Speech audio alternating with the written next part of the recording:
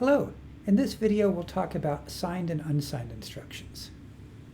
So RISC-V has a variety of instructions for dealing with both signed and unsigned flavors of certain operations, and also for detecting overflow.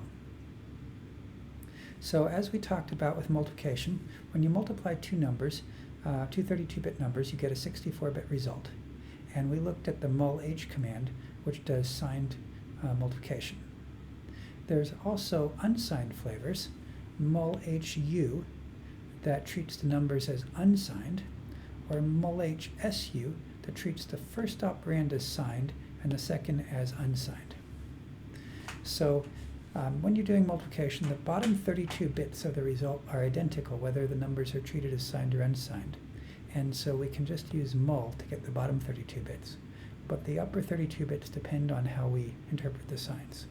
So imagine S0 had this value, 8000, and S2 had the value C000. If we do treat these as signed, S1 is 2 to the negative 31, S2 is,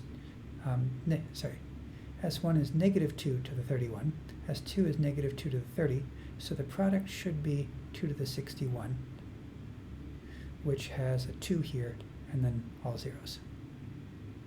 On the other hand, if we treated these numbers as unsigned, then S1 is 2 to the 31, S2 is 3 times 2 to the 30th, and their product should be 3 times 2 to the 61st, which is 60000.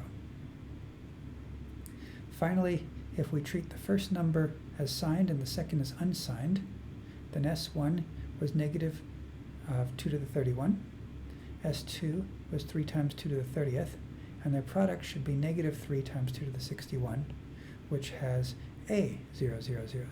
So you see the answer is different between these multiplications depending on how you interpret the numbers as signed or unsigned, and you need to use the appropriate instruction. Division and remainder also normally are for signed numbers, but come with unsigned flavors. Branches typically interpret numbers as signed 2's complement, but also come in an unsigned flavor. So for example, let's say S1 was 8000 and S2 was 4000. If we do a branch less than S1 and S2, that interprets the numbers as signed.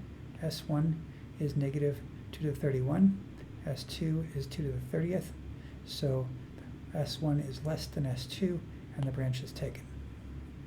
On the other hand, if we did a branch less than unsigned, S1 is interpreted as positive 2 to the 30th first, S2 is 2 to the 30th, and so S1 is not less than S2 and the branch is not taken.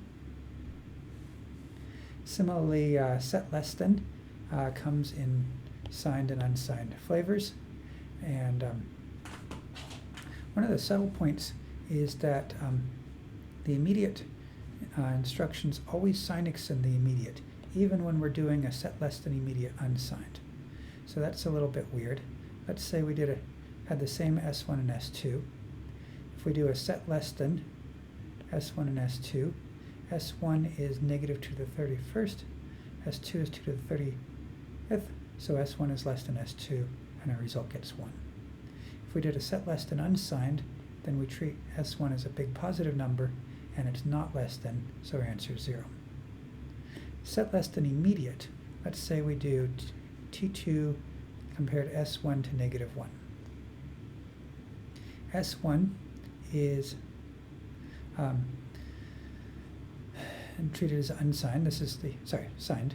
This is the signed version of set less than. So S1 is minus 2 to the 31st. The immediate of negative 1 gets sign extended, so it's all F's. And S1 is less than S2, and so we set the answer to be true.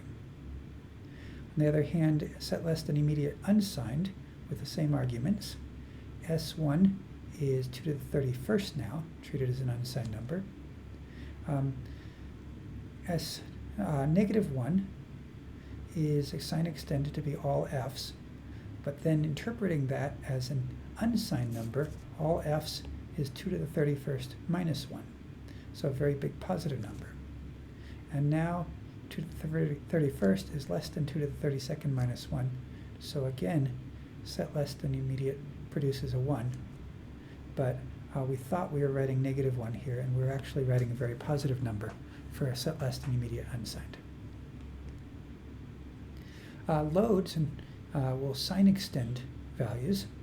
So when we do a load half word or a load byte to load 8 or 16 bits into a 32-bit register, the upper bits of the register are sign extended from the 16th or 8th bit of the value we read. There are unsigned flavors that zero extend. So if we load a half word unsigned or load byte unsigned, they put the half word or byte into the bottom part of the register and put all zeros into the upper part.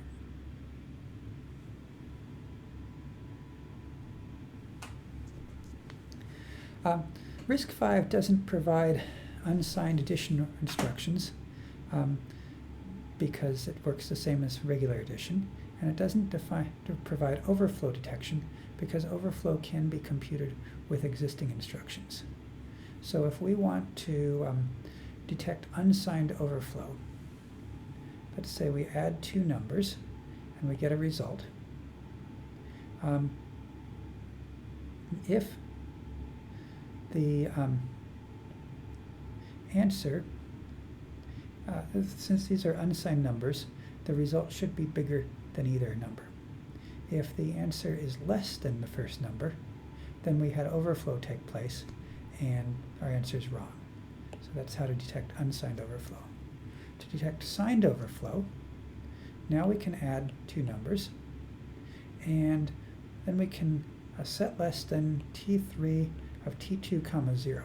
So that will set T3 to be true if T2 is negative. We can also compare set less than to see if T0 is less than T1.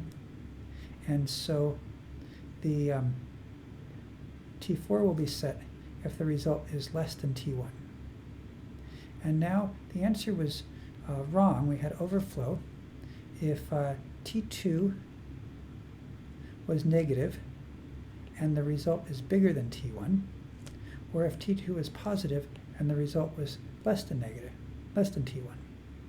So if T3 and T4 are equal, then our result was correct.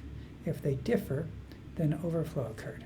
So we can do a branch on not equal to see if T3 was different than T4, and if so, detect that there was an overflow.